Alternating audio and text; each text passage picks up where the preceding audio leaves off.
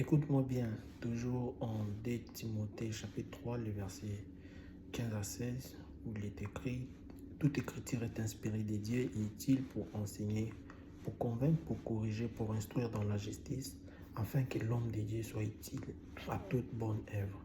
La dernière fois, nous avons vu enseigner, et aujourd'hui, nous allons voir la conviction ainsi que la correction. La conviction et la correction sont deux choses importantes pour pouvoir s'enraciner en Dieu. Vous savez, la Bible nous enseigne tellement de choses.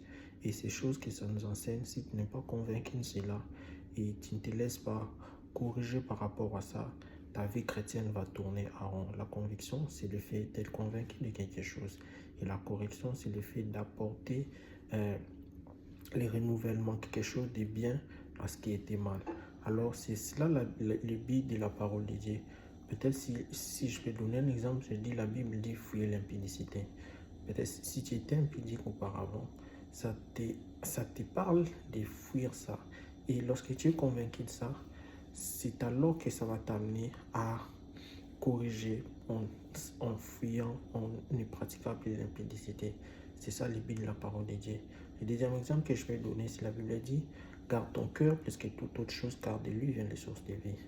Lorsque tu laisses ton cœur être atteint par n'importe quoi, quand tu apprends ça, tu es convaincu et tu corriges, tu ne laisses plus ton cœur être atteint par n'importe quoi.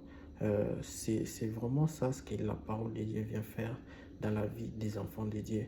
Si tu suis bien les enseignements, si tu te laisses convaincre par les enseignements de la Bible et tu laisses être corrigé à travers les enseignements de la Bible, tu deviendras un vrai disciple du Seigneur Jésus.